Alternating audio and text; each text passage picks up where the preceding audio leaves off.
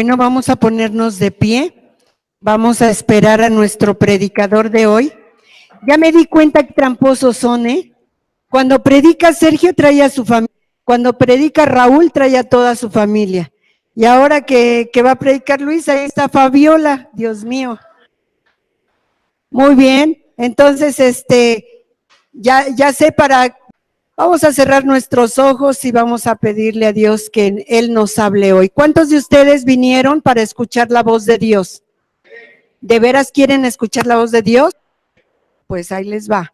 Vamos a cerrar nuestros ojos. Dios, en esta hora te damos gracias por tu palabra, Señor, porque tu palabra es la lumbrera a nuestro camino.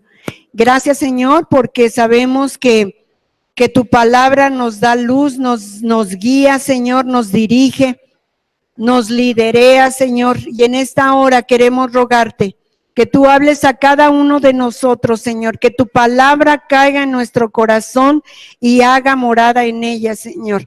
Ayúdanos, por favor, Señor, a escuchar tu voz. Abre nuestro entendimiento, Señor, ayúdanos a retener estas enseñanzas y te rogamos en el nombre de Jesús que tú te manifiestes a nuestros corazones. Ayúdanos, por favor, Señor. Te lo pedimos humildemente en el nombre de Cristo Jesús. Amén. Bueno, y tengo el honor de presentar a nuestro colaborador estrella, el único que hay, no es cierto, con el tema de veracidad. Así es que aquí lo dejo con ustedes.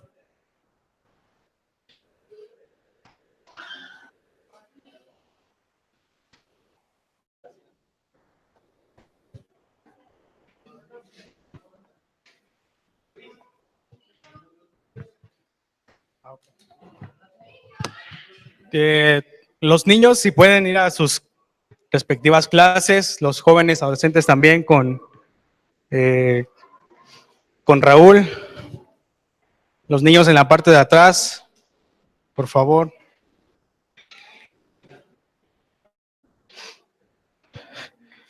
Bueno, creo yo que los que me conocen no necesitan ya otra mejor presentación que la que dio la pastora.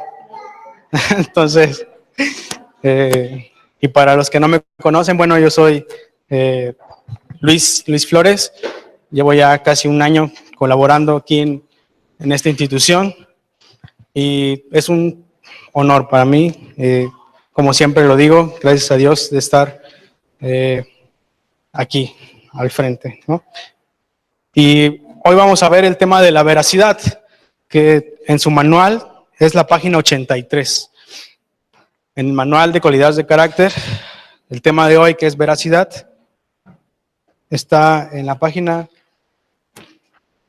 83.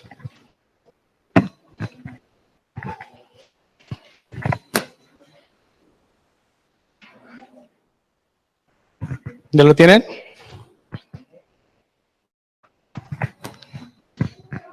La veracidad.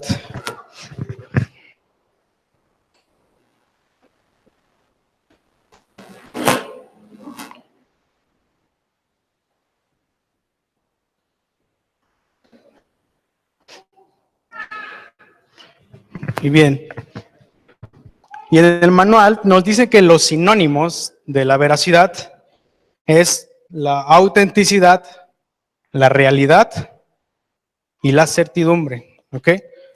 Los sinónimos de la veracidad son la autenticidad, la realidad y la certidumbre. Y la definición que nos da dice que es conformidad con los hechos y la realidad. De ahí que veracidad es ganarse la confianza informando con precisión los hechos, ¿ok? De nuevo, dice es conformidad con los hechos, no es subjetiva, sino que es una verdad absoluta. No puede haber relatividad en algo que es verdad. Sería una incongruencia, ¿cierto? Ok. Entonces, tenemos que ver que la verdad, o más bien tenemos que preguntarnos entonces, ¿qué es la verdad? Y esta definición dice que es la relación correspondiente entre un pensamiento o una creencia y la realidad. ¿Sí se entiende? Dice, es una relación correspondiente entre un pensamiento o una creencia y la realidad. Por ejemplo, la realidad es que este atril es de color azul. Y si mi pensamiento dice que este color es azul, entonces la relación entre ambos es una verdad. Igual si decimos que el pasto es verde y mi pensamiento dice que el pasto es verde, entonces es verdad. Pero si mi pensamiento dijera que es de otro color, no sería verdad. Entonces la verdad es la relación entre un pensamiento, una creencia y la realidad misma. ¿Sí queda claro ese aspecto o ese punto? Entonces, ¿qué es la verdad?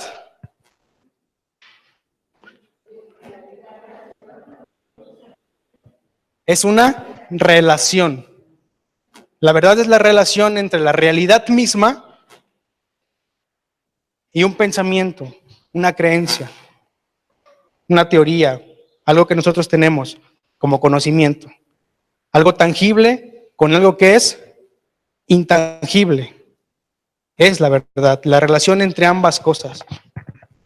Porque la realidad sí puede ser relativa, de acuerdo a nuestras propias percepciones. ¿Ok? Nuestro cerebro o nosotros podemos percibir la realidad de una manera diferente a la que la realidad misma es. Los llamados prejuicios. De acuerdo a nuestra perspectiva y a nuestra percepción de las cosas. Incluso de acuerdo a nuestro estado de ánimo. Incluso a nuestras emociones en el momento, nosotros podemos distorsionar lo que la realidad misma es. Entonces, para que sea una verdad, tiene que haber una congruencia en la relación entre un pensamiento y la realidad misma. ¿Estamos de acuerdo? Entonces, decimos que la verdad aplica no para mis pensamientos ni para la realidad, sino para la relación correspondiente entre el pensamiento y la realidad, ¿ok? No aplica para mis pensamientos o para mis percepciones, ni tampoco aplica entonces para la realidad misma, sino solamente la relación entre ambas. Y bíblicamente lo vemos con Jesús, es decir, en algún punto Jesús dice, yo soy el camino, la verdad y la vida. Pero ¿de qué verdad entonces está hablando? ¿De una verdad qué? ¿De una verdad qué? Absoluta, ¿ok?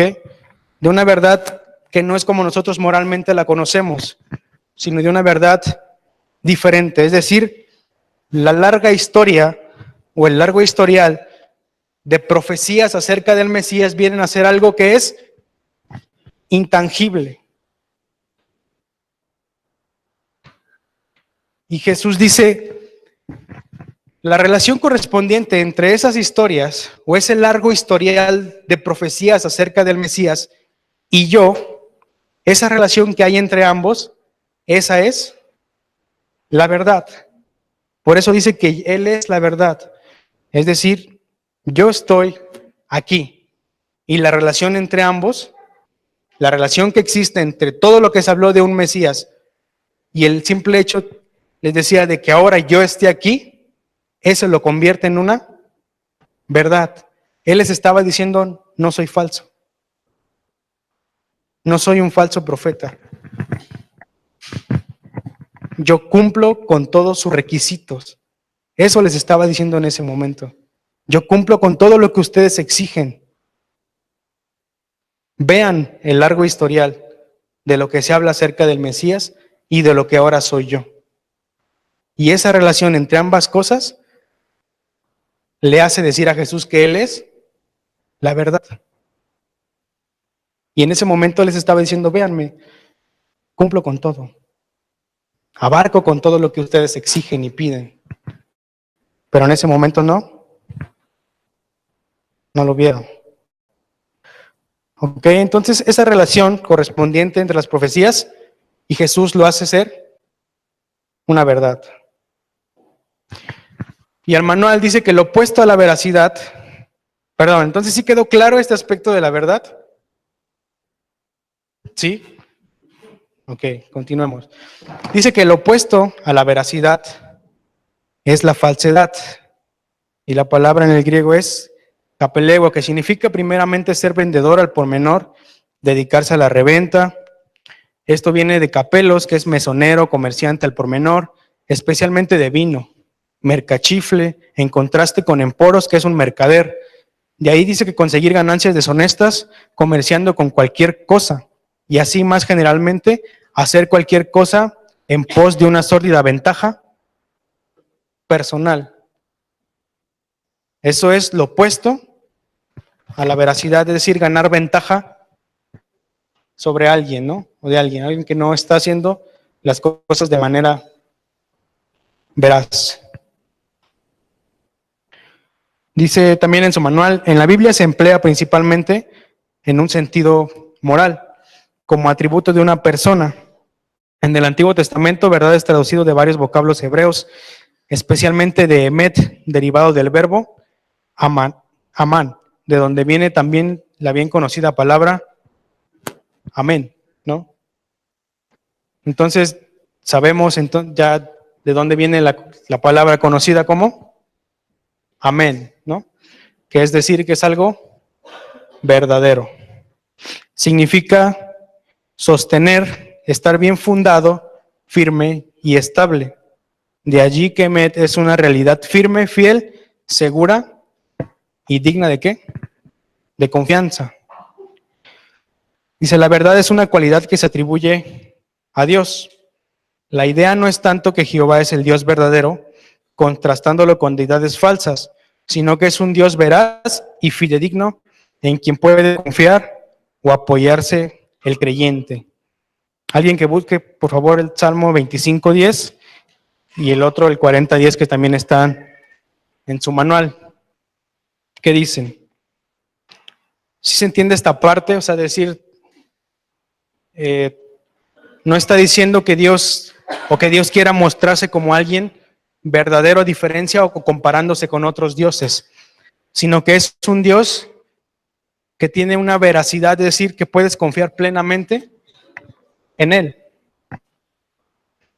¿Ya lo tienen? ¿Qué dice?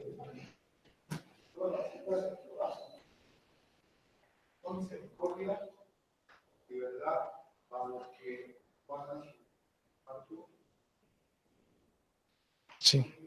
A ver otra vez, chico, por favor. Fuerte.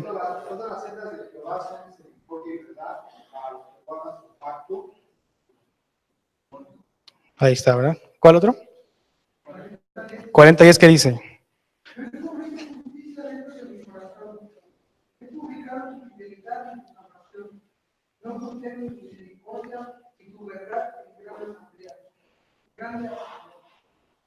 ¿El 11? Jehová, no retengas de mí tu misericordia y tu verdad en el cual confío. Ahí está, ¿no? Entonces dice que Dios no se compara o no quiere hacer ver que Él es el Dios verdadero comparándose con otros dioses falsos, sino que puedas confiar plenamente en Él, porque su cualidad es, ¿qué es? Veraz. Es decir, puedes confiar plenamente en Dios. Dice también la verdad es característica de algunas personas. Aquí empieza a destacarse más la idea de veracidad. A veces se usa en sentido de veracidad lo opuesto a afirmaciones falsas hechas consciente y maliciosamente. Dice, como hijo de Dios, el creyente debe reflejar en su vida la verdad que caracteriza a Dios, quien sobre todo busca verdaderos adoradores. Y ahí acabamos. No, el manual, perdón. No, y quise tocar este versículo que tienen en su manual en la parte de arriba, que es Efesios 4. ¿Sí lo ven? en la parte de arriba de su manual está una cita, que es Efesios 4, 24 y 25. ¿Qué dice?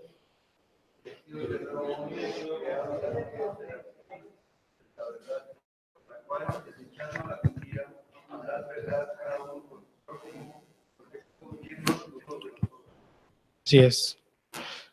Pero a mí me gustaría tocarlo desde el versículo 17. Chuchito, ¿investigaste cuántas veces este versículo habla de la verdad? Este pasaje, capítulo 4 de Efesios, nos habla 1, 2, 3, 4, 5 veces de la verdad. 5 veces de la verdad. Ok.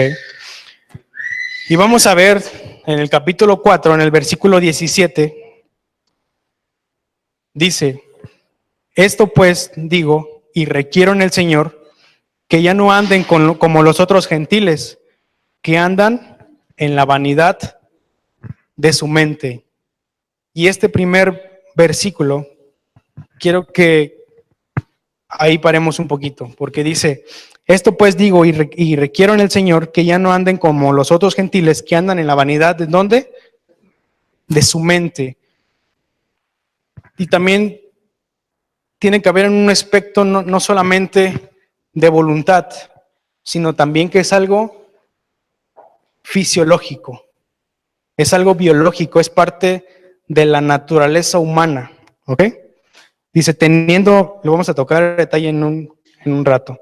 Dice, teniendo el entendimiento entenebrecido, ajenos de la vida de Dios por la ignorancia que en ellos hay, por la dureza de su corazón, los cuales después que perdieron toda sensibilidad, se entregaron a la lascivia para cometer con avidez toda clase de impureza. Mas ustedes no han aprendido así a Cristo.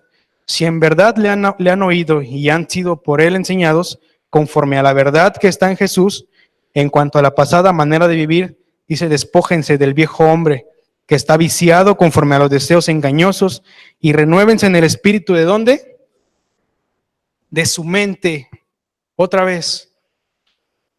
No les está hablando en un aspecto de voluntad, aunque sí tiene que ver, pero les está diciendo que todo está en la cabeza. Y vamos a ver cómo también este aspecto del cerebro hacia la verdad es algo que por naturaleza está en el ser humano. Dice, y vístanse del nuevo hombre, creado según Dios en la justicia y santidad de la verdad, por lo cual, desechando la mentira, hablen verdad cada uno con su prójimo, porque somos miembros los unos de los otros. Hasta ahí. Y esto va relacionado al último párrafo del manual, que dice, el campo de batalla entre Dios y Satanás es la mente humana. Dios quiere que tengamos su verdad en todos nuestros pensamientos para que podamos ser sabios y hablar con la verdad.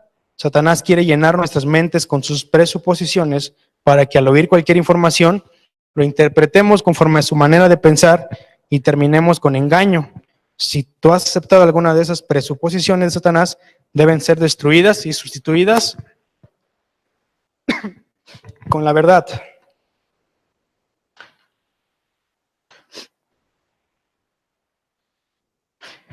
Pero vamos a ver algo interesante, algo que nos habla en cuestiones de ciencias neuronales. Nos dice que el cerebro no busca la verdad. Y aquí hay una frase, dice, tu cerebro te enseña un mundo ampliamente coloreado por la vanidad. Cordelia Fine. Ella es una psicóloga austriaca que ha hecho una amplia investigación en este aspecto y ella nos dice, o más bien en esta parte de la neurociencia, nos dice que el cerebro no busca la verdad y lo marca como algo vanidoso y ególatra. El cerebro trata de convencerse siempre de la opción más cómoda, de lo que concuerda mejor con su propia realidad. Es lo que les decía, a veces nuestro cerebro distorsiona la realidad misma. No es una cuestión solamente de decir nosotros en forma de voluntad, sino es algo biológico. Es algo que por naturaleza los seres humanos somos por cuestiones de supervivencia. ¿Ok? Dice, el cerebro trata de convencerse siempre de la opción más cómoda, de la que concuerda mejor con su propia realidad. Por eso la memoria inconsciente se encarga de ajustar lo que no encaja, de cambiar lo que no gusta, de eliminar lo que duele y de ensalzar lo que agrada. Es decir, nuestro subconsciente siempre va a tratar de eliminar las cosas que nos hacen daño. ¿Sí se entiende esta parte? Nuestro cerebro, por cuestiones de supervivencia, siempre va a tratar de eliminar aquellas cosas que nos molestan o que nos causan daño. Y siempre va a buscar las cosas que más nos acomode, que más nos agrada. Las cosas que más estamos en cuestión de zona de confort. El cerebro siempre nos va a llevar a eso, a buscar cuestiones de conformidad, de decir, me siento bien y esto que estoy haciendo me hace sentir bien, aunque no sea lo correcto. Es por eso que tendemos a huir a los problemas, es por eso que no confrontamos ciertas cosas, es por eso que mejor preferimos darle la vuelta a las cosas, porque nuestro cerebro siempre trata de evadir esas cosas. Si es una cuestión de personalidad, si es una cuestión de carácter, pero también es una cuestión fisiológica. Algo que nuestro cerebro hace por cuestiones de ¿qué? De supervivencia. El cerebro por naturaleza es así. Siempre va a tratar de evitar el que nosotros nos sintamos mal. Y siempre va a buscar las cosas que nos hacen sentir de una manera agradable, buena para nosotros. Una de las cosas, según este estudio, que nos hace perder la credibilidad es, como lo llaman, la falta de voluntad. Es decir, el cerebro en el inconsciente no es bueno para las multitareas. Cuando lo saturamos de actividades en algunas ocasiones, colapsa y entonces no se lleva a cabo de una buena manera, lo que hace que lo que le dijimos a las demás personas que haríamos con ellas o para ellas, no lo hacemos. ¿Sí se entiende esta parte? Dice que nuestro cerebro o nuestro inconsciente o subconsciente no está diseñado para recibir muchas tareas. Y a veces por diversas actividades que nosotros tenemos, saturamos esa parte. Y según este estudio también dice que la persona pierde credibilidad porque lo que dijo que iba a hacer, no lo hace.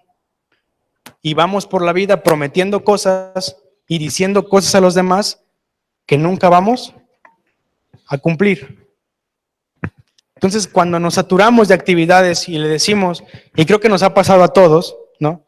De decir, sí, mira, te voy a ayudar con esto, o te voy a ayudar con esto otro, o al rato lo checamos, o después lo vemos, y nunca pasa.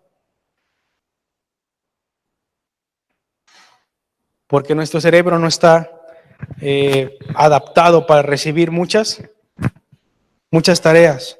Y eso nos hace perder credibilidad. No nos hace personas veraces. El hecho de decir sí lo voy a hacer, pero en realidad nunca lo hacemos.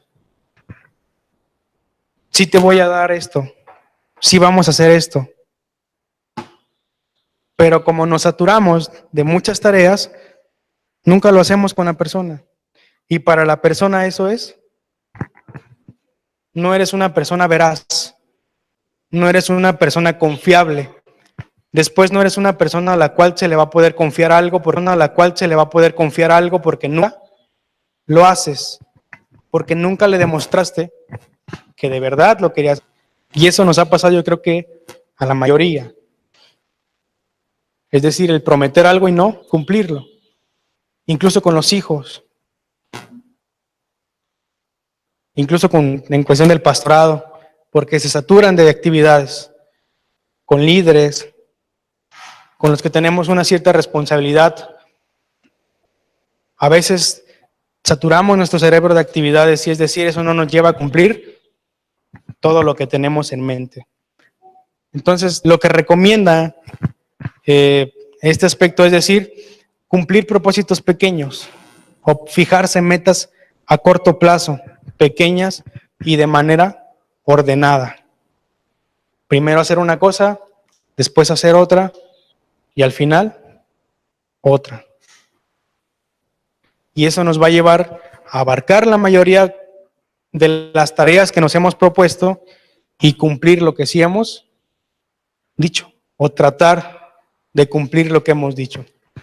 Entonces, para no perder la credibilidad y no perder la veracidad como persona, no satures a tu cerebro de tareas o de actividades con los hijos, con tu esposa, con tu familia, en la escuela, en el trabajo, con tus amigos. No pierdas la credibilidad diciendo cosas que no vas a cumplir. Trata de tener ideas ordenadas, de ideas o de pensamientos o de tareas que puedas cumplir a un corto o a un mediano plazo. Y en uno de los párrafos, en el penúltimo párrafo del manual, dice que la palabra en el griego aletes primariamente o a descubierto se emplea de personas veraz o amante de la verdad. Y como la pastora lo decía al principio, son cualidades de carácter que Jesús nos dejó, ¿ok? Que no solamente nos dejó, sino que Él los puso con todo ejemplo, de una manera íntegra. Y esto lo vemos en Marcos, en el capítulo 12. Vamos al Evangelio de Marcos.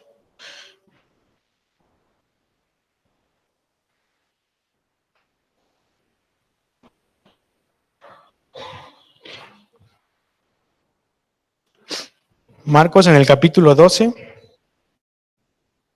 a partir del versículo 14.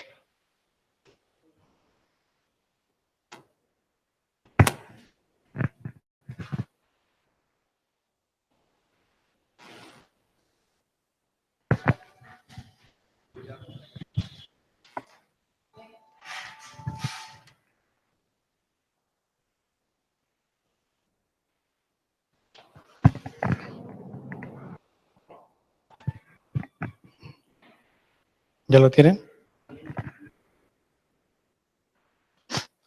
Ok. Dice, viniendo ellos, le dijeron, Maestro, sabemos que eres hombre veraz y que no te cuidas de nadie, porque no miras la apariencia de los hombres, sino que con verdad enseñas el camino de Dios. Y le dicen, ¿es lícito dar tributo a César o no? ¿Daremos o no daremos? Mas él, percibiendo la hipocresía de ellos, les dijo, ¿por qué me tientan? Dice, traigan la moneda para que la vea. Ellos se la trajeron y les dijo, ¿de quién es esta imagen y la inscripción? Y ellos le dijeron, de César. Respondiendo Jesús les dijo, da a César lo que es de César y a Dios lo que es de Dios, y se maravillaban de él.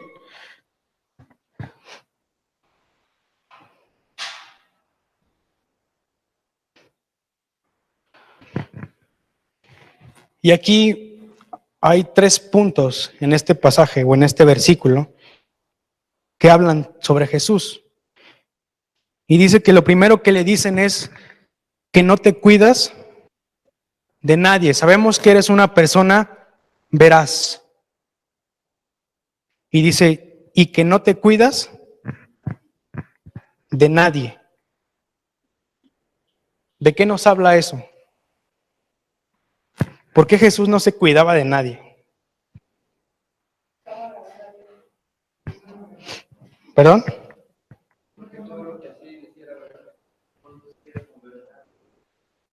Sí, se conducía con verdad. Cuando una persona es veraz, o cuando sabemos que podemos confiar en una persona, y vaya, ya dije la palabra, ¿cómo es esa persona? Es una persona confiable, pero también ella es una persona llena de libre, íntegra, pero también de confianza. Es una persona de confianza, y yo puse como referencia la segunda carta a los Corintios, en el capítulo 3, versículos del 1 al 5. Vamos a la segunda carta de Corintios, en el capítulo 3, versículos del 1 al 5.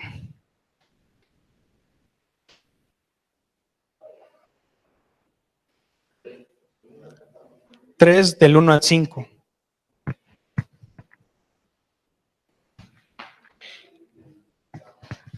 ¿Ya lo tienen? Y aquí Pablo les está diciendo, ¿ya lo tienen todos? Capítulo 3, versículo 1 al 5 dice, ¿comenzamos otra vez a recomendarnos a nosotros mismos o tenemos necesidad, como algunos, de cartas de recomendación para ustedes o de recomendación de ustedes? Nuestras cartas son ustedes, escritas en nuestros corazones, conocidas y leídas por todos los hombres, siendo manifiesto que son carta ¿de quién? De Cristo, expedida por nosotros, escrita no con tinta, sino con el Espíritu del Dios vivo, no en tablas de piedra, sino en tablas de carne del corazón. Y tal confianza tenemos mediante Cristo para con Dios, no que seamos competentes por nosotros mismos para pensar en algo como de nosotros mismos, sino que nuestra competencia proviene de Dios. Entonces Pablo les está diciendo por qué necesitan cartas, dice, como otros, recomendación para que confíen en ustedes.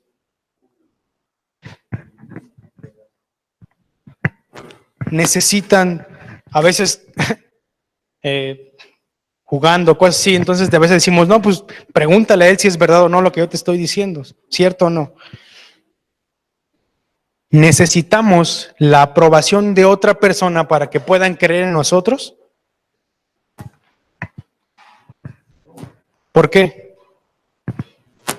Porque no somos veraces, no somos personas de confianza, porque lo que hemos hecho de cierta manera no ha sido de una manera congruente. Entonces les está diciendo, ustedes son carta abierta. O más bien, ustedes deben ser una carta abierta. Que no necesiten la aprobación de alguien más, para saber lo que son ustedes de una manera íntegra, de una manera completa, de algo que sea plenamente de confianza o digna de confianza. Y el siguiente punto que va de la mano dice que no te cuidas de nadie porque no miras la apariencia de los hombres.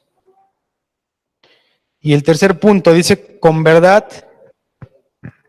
enseñas el camino de Dios. Que con verdad enseñas el camino de Dios. Y también como referencia puse la primera carta a Timoteo, en el capítulo 3, versículos 14 y 15.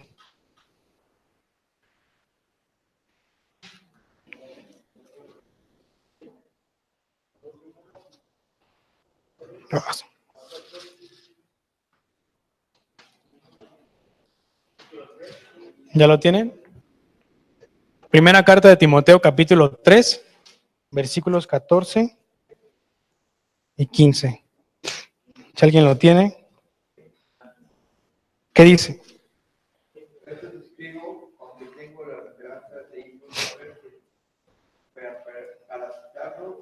cómo debes conocer a Dios, que es la iglesia de Dios viviente, columna y baluarte de la verdad. Ok.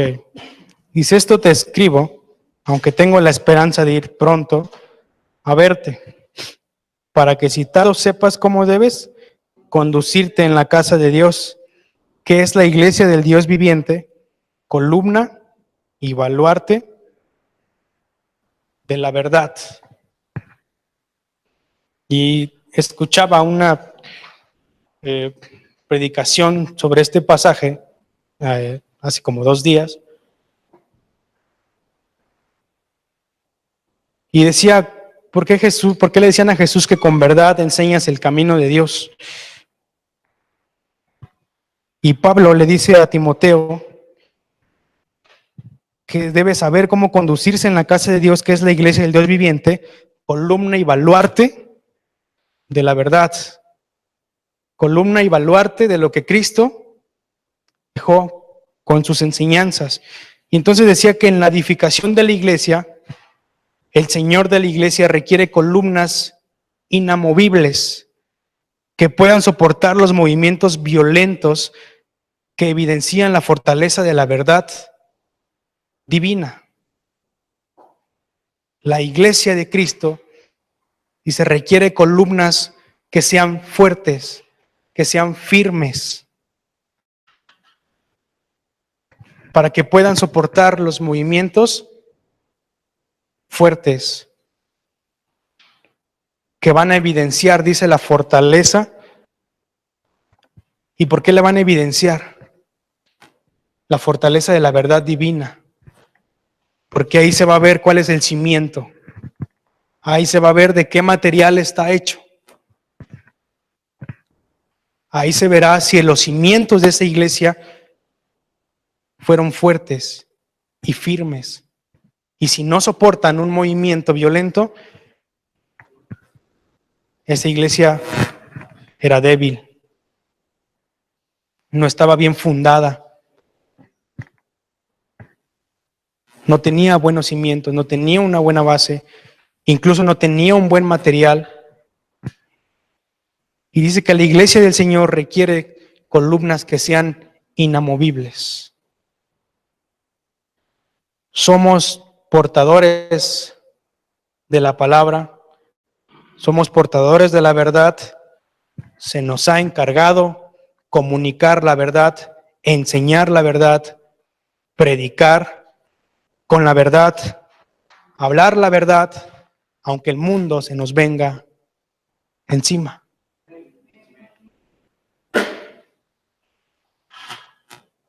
Por eso la iglesia de Cristo requiere columnas inamovibles. Columnas que tengan un buen fundamento. Columnas llenas de conocimiento. Columnas que no tengan solamente emociones, sino que vivan la verdad para poder transmitirla, para poder enseñarla, para poder compartirla. Necesitan vivir la verdad. La iglesia de Cristo necesita columnas que tengan su iglesia, pero columnas firmes, fuertes, que vivan la verdad para que la puedan transmitir, enseñar, comunicar. Porque a eso se nos ha encargado, a eso se nos ha encomendado, a transmitir la verdad. Pero si nosotros no somos veraces o no tenemos esa capacidad que nos demanda la veracidad, no podremos. Seremos columnas débiles. Columnas que con un simple movimiento se dañen.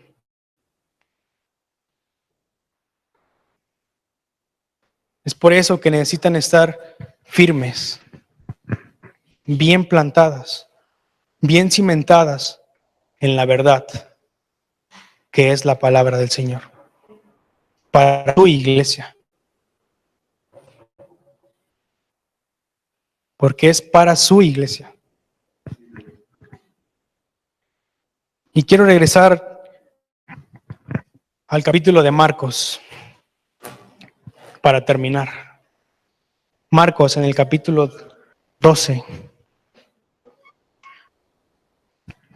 del versículo 14 y 17.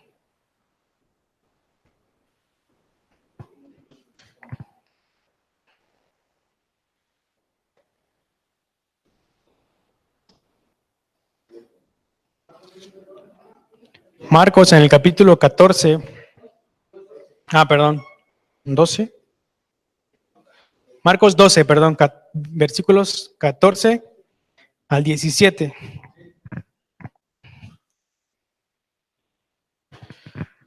Y vamos a leerlo de nuevo. Dice, le enviaron algunos de los fariseos y de los herodianos para que le sorprendiesen en alguna palabra. Viniendo ellos, le dijeron, Maestro, sabemos que eres hombre veraz y que no te cuidas de nadie, porque no miras la apariencia de los hombres, sino que con verdad enseñas el camino de Dios. ¿Es lícito dar tributo a César o no? ¿Daremos o no daremos? Mas él, percibiendo la hipocresía de ellos, les dijo, ¿por qué me tientan? Tráeme la moneda para que la vea. Ellos se la trajeron y les dijo, ¿de quién es esta imagen y la inscripción? Y ellos le dijeron, de César. Respondiendo Jesús le dijo, da a César lo que es de César y a Dios lo que es de Dios. Y se maravillaron de él. Y esta pregunta que le hacen a Jesús, ¿daremos o no daremos? ¿Es lícito o está bien pagar impuestos a César? Es una pregunta que sinceramente es la única que esperaba que Jesús respondiera de una manera diferente. Pero Jesús, en su tan brillante respuesta, le dice, dame una moneda. Y le dijo, ¿de quién es esta imagen que ves? Y le dicen, pues es de César. Y Jesús le responde, pues da a César lo que es de César y a Dios lo que es de Dios. Y la deshonestidad del interrogador se nota en el hecho de que no volvió con una segunda pregunta. Y quiero hacer un supuesto. La deshonestidad de estos hombres se vio del simple hecho que ya no volvieron a preguntarle.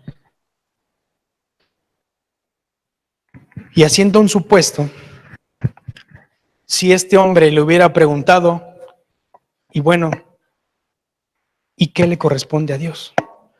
Porque Jesús le respondió, da a César lo que es de César, es decir, la moneda, el tributo o el impuesto, y a Dios lo que es de Dios. Y haciendo un supuesto, si este hombre le hubiera preguntado, bueno, ¿y qué le corresponde a Dios?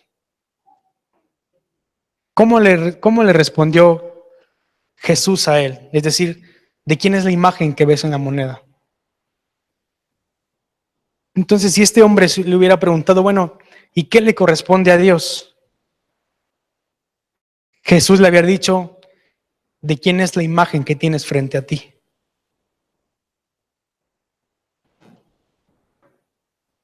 Jesús estaba frente a él. Si este hombre se hubiera acercado de una manera verdadera o veraz, es lo que Jesús le hubiera dado esa respuesta. Si este hombre le hubiera preguntado, ¿y qué le corresponde a Dios?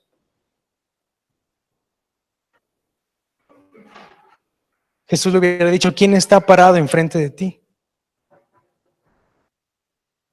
Es decir, la imagen del Dios mismo está frente a ti. Y si aún con esa respuesta le dijeron que se maravillaban de él, créanme que este hombre se perdió de algo inexplicable. este hombre se perdió de una experiencia única.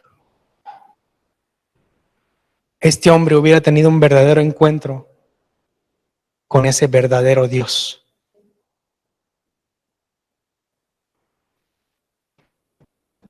Y hoy quiero pedirte que te acerques a Él de una manera verdadera.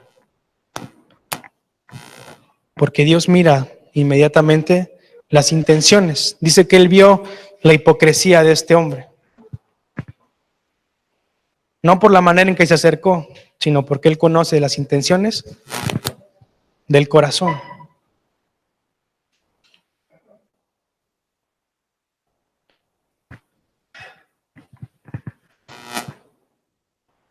¿Y por qué no vienes y te acercas a Él de una manera honesta? Porque Él hoy te dice, hoy estoy frente a ti.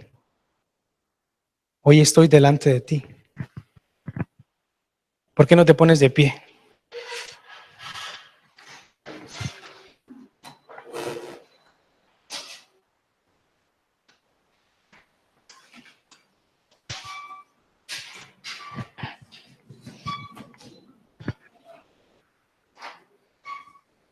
Y te acercas al Señor de una manera honesta. Y le preguntas, ¿qué es lo que le corresponde a Dios?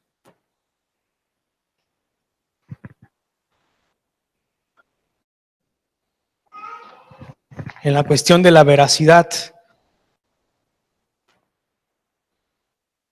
es decir, nosotros también sabemos que Él es un Dios veraz, que no mira la apariencia de cada uno de nosotros y que con su palabra nos enseña la verdad. ¿Y por qué no le preguntas qué es lo que le corresponde a Dios?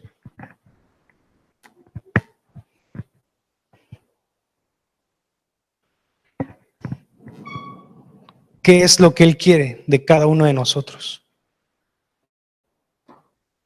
Lo que le corresponda a Dios de cada uno de nosotros. ¿Por qué no empiezas a preguntarle?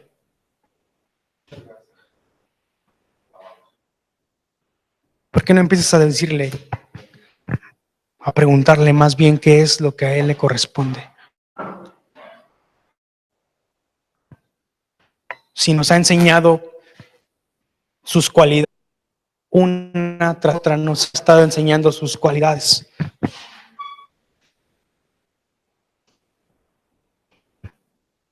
Para que seamos semejantes a Él.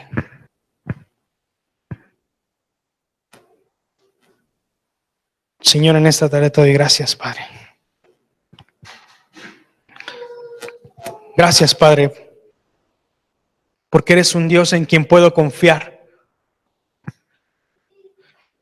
Porque eres un Dios que me da confianza.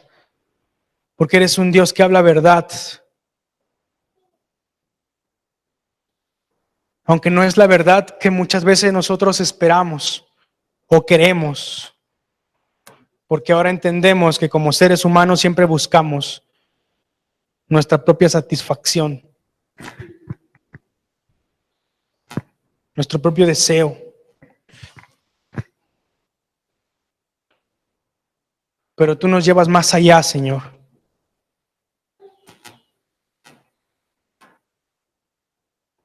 Tú nos llevas más allá o nos quieres llevar más allá. Ayúdanos, Padre, a hacer esas columnas que tu iglesia necesita. Ayúdanos, Señor, a hacer esas columnas, Padre, firmes, con buenos cimientos, Señor, en tu verdad.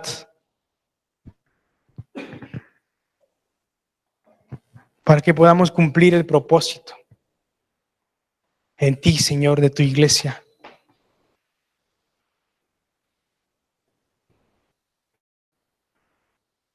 Ayúdanos, Señor, a parecernos más a ti. Porque ese es el fin de enseñar estas cualidades de carácter. para que nos parezcamos más y más a ti, Señor.